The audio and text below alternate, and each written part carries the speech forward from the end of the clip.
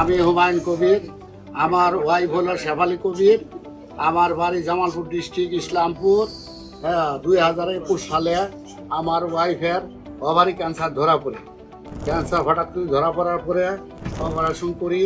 Operation করার পরে 2.5 কেজির মতন টিউমার বাড়ানোর পরে এটা কেমো দেয় স্কোয়ার হাসপাতালে। কেমো দেওয়ার পরে 3.5 বছর ভালো থাকে। ফির আবার গত ডিসেম্বর মাসে 25 সালের ডিসেম্বর মাসে আবার ক্যান্সার ব্যাক করেছে। 25 সালে 24 সালের ডিসেম্বর মাসে ফির আবার ক্যান্সার ব্যাক করে। রক্তের CA-25 ক্যান্সারের মার্ক এটা 1446 হয়। পরে ফির আবার কেমো দিই, 2-3টে কেমো দেওয়ার পরে দেখা যায় যে মানে মাত্র 30-35% কমছে, আর বাদ বাকি অমনি আছে। পরে আমরা ডাক্তার SM সোরারের একটা সন্ধান পাই। পরে আমরা এখানে অনেক কষ্ট করে আসিয়ে তার ওষুধ খাইয়ে আল্লাহ রহম মাত্র 50.5 গেছিল। তারপরে দ্বিতীয় ডোজ খাওয়ার পরে 5.5 আইছে। ডাক্তারেরা সবই করছে, গুড বলছে যে এও কি সম্ভব, কিন্তু আমি যে উনি ওষুধ খাইছি এটা বলি নাই কারোর সঙ্গে। বললে পরে তারা হয়তো আবার উল্টেই করবো, অ্যাকশন করবো, এই জন্য বলি দিতে। তো যাই হোক, মোটামুটি এখন আল্লাহ রহম সুস্থ আছিল। আমাদের মনে করেন পেট ফুলিয়ে হয়েছে। ডাক্তারের কাছে নিয়ে গেছিলাম।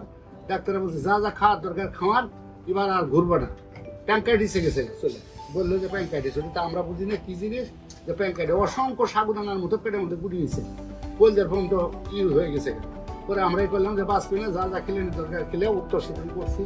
কই মাঠে দেবো ক্রিসমাস আর এগুলো তো হয়েছে, মন্তব্য হয়েছে। পরে এই স্যারের ওষুধ খায়, SM স্যারের ওষুধ খায় আল্লাহ রকম না ইনশাল্লাহ ভালো সুস্থ। আল্লাহ রহম হাঁটি চলার পাই, সব কিছু খাইতে পারে, সব কোনো সমস্যা নেই। আল্লাহর কাছে আমরা সবাই আমাদের পরিবারের ছেলে মেয়েরা নামাজে বসি দোয়া করে স্যারের জন্য আল্লাহ দুর্গায় কামনা করে। এটাই।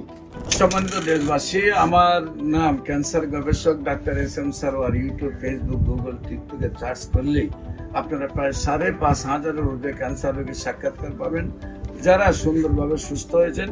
এমনিভাবে আমরা তাদের নাম ঠিকানা সহ উপস্থাপনা করি। আপনাদের যে কোনো প্রয়োজনে স্ক্রিনে দেওয়া নম্বরে যোগাযোগ করবেন এবং আপনাদের সবাইকে আমাদের অফিস ভিজিট করার জন্য আমন্ত্রণ জানিয়ে শেষ করছি।